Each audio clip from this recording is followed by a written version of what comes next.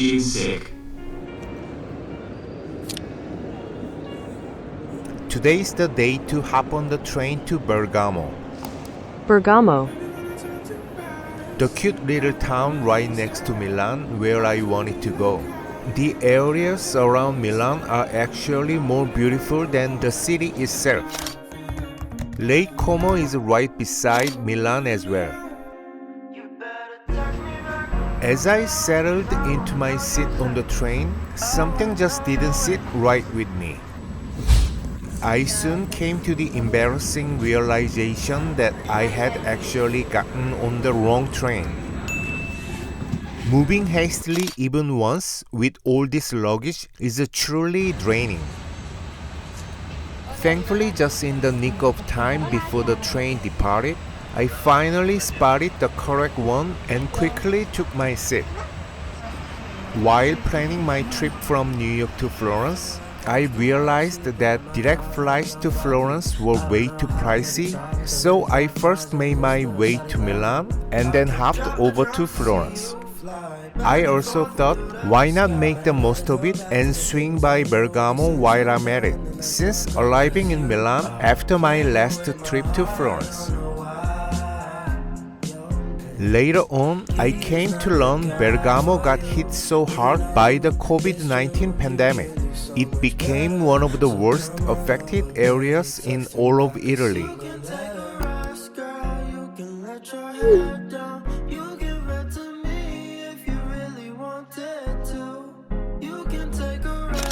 Just a month before I began my trip, I made sure to get my fourth dose of the COVID-19 vaccine for extra precaution.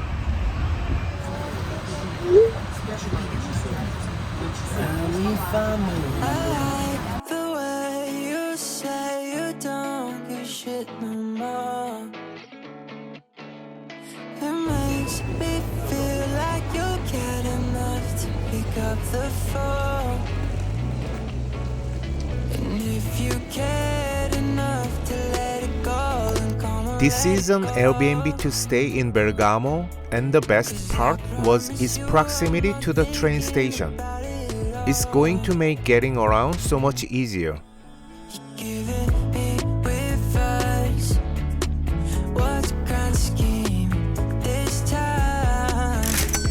I used the money they refunded me from the Florence Airbnb to cover the cost of this Bergamo Airbnb.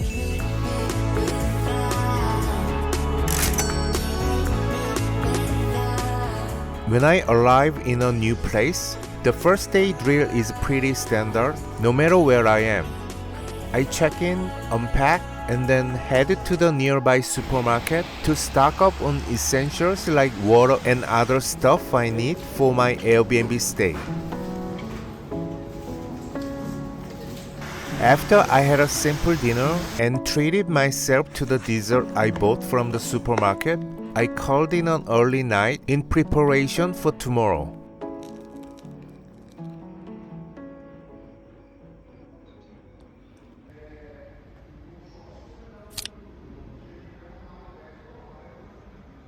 Bergamo is split into two main districts.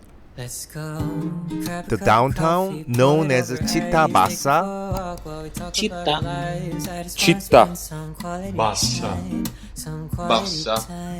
is where I'm currently staying. And then there's a historical upper district called Citta Alta, Città Alta. which I'm just about to explore. The main attraction for tourists in Bergamo appears to be the Citta Alta. Despite the gloomy weather, I couldn't count on tomorrow being any better, so I figured, why wait? I decided to head up to the Citta Alta today. When I first got to Bergamo, I kind of noticed that there were fewer English speakers around compared to Milan or Florence. However, what stood out to me were the budget-friendly prices and the friendly locals. Honestly, I feel like this could be the ideal place to mend my heart after that whole pickpocket incident. You've got a couple of options to reach the Citta Alta. You can either climb these stairs or a more relaxed ride on the funicular, which is basically a cable car. After dealing with that whole pickpocket mess, I thought why not save some bucks and decided to hoof it up instead of splurging on anything. Just me, my feet, and a determined attitude.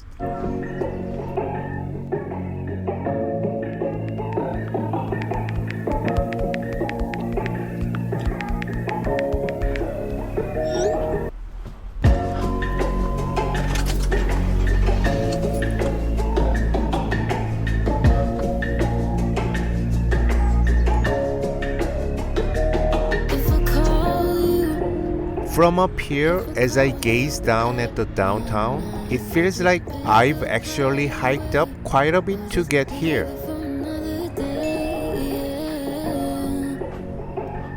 It's the main entrance to Citta Alta and is said to be made of marble.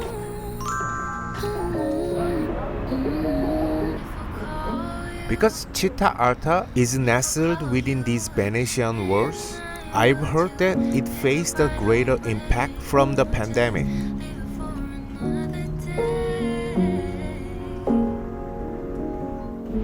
But now this place has managed to bounce back from the whole pandemic situation, and there's this peaceful vibe all around.